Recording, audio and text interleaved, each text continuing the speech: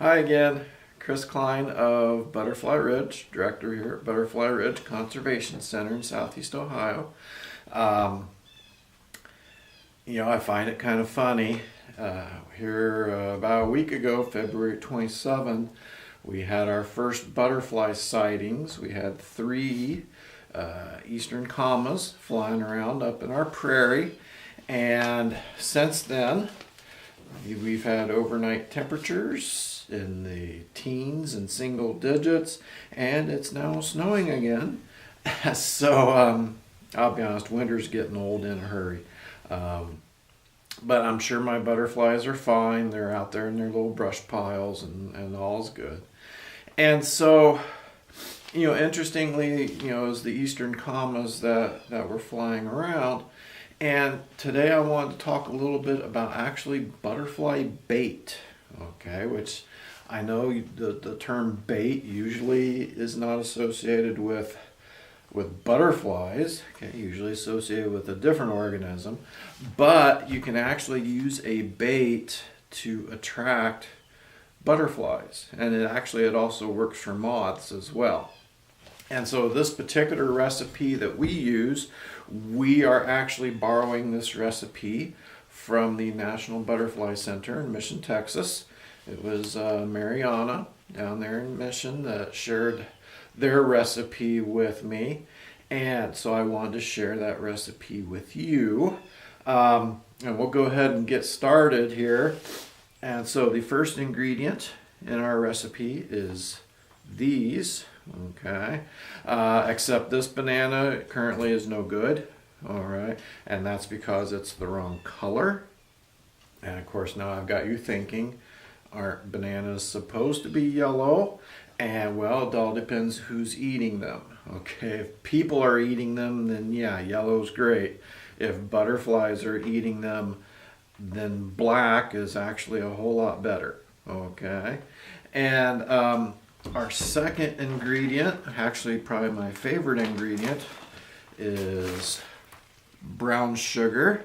I remember when I was a kid, when Mom would be making stuff, and how sometimes it gets all clumped together, and so she would let me eat the clumps. And let me tell you, sometimes there was clumps like that big, and totally made my day. So brown sugar is our second ingredient. And then our final ingredient, and for some of you this one might be the favorite, and that is beer. Okay. And according to Mariana at National Butterfly Center, not just any beer will do. Okay. And in fact, she strongly recommends dark beers and imported beer. So here we have Dos Equis Amber, okay. And when I can't get Mexican beer, then I'll get a good Guinness Stout to use. And you might be asking, well, why don't I just use some kind of cheapo Pabst Blue Ribbon or something like that? Nothing against Pabst Blue Ribbon. But no, the reason specifically for the imported beers is because they are not required to go through the pasteurization process, or at least this is how Mariana explained it to me. And actually, butterflies prefer beers that haven't been pasteurized. So there you have it. And so when we mix up a batch of bait, what we typically use is 3 bananas, once again, not pretty yellow bananas, but black dripping bananas. Okay. We use roughly half a cup of brown sugar, and we use roughly half a bottle of beer. Okay. And then we put it in a blender and mix it all up. Now, and for us, that'll make us, how much? Like 24 or 30 ounces of bait. At the National Butterfly Center, they whip up entire buckets of beer or buckets of bait at a time. I mean, we're talking like 5-gallon buckets at a time of bait. They go through a lot more bait than what we do here at Butterfly Ridge.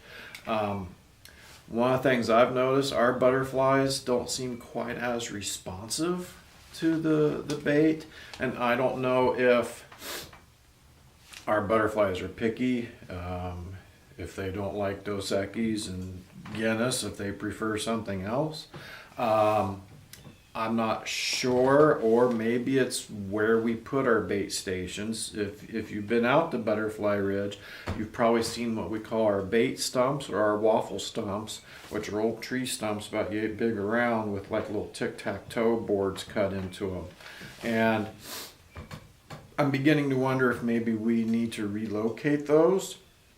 What the National Butterfly Center uses, they use some stumps like that, but then they also use, it's just like a piece of firewood, and they'll put like little eye screws on each side of the piece of firewood and then hang it from a big branch using wire so it's kind of suspended, usually kind of at the edge of the tree line. And they'll just go with a paintbrush and paint those to attract butterflies. Now, also the National Butterfly Center has a lot more butterflies than we do.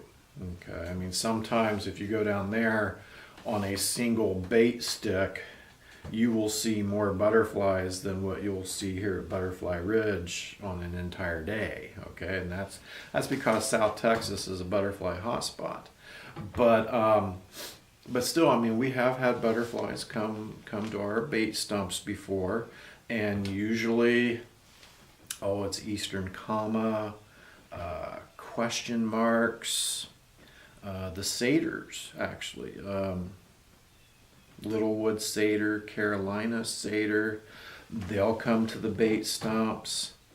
My hunch, and this is a hunch because I haven't seen it, but my hunch is maybe some of the hair streaks would come to the bait stumps as well.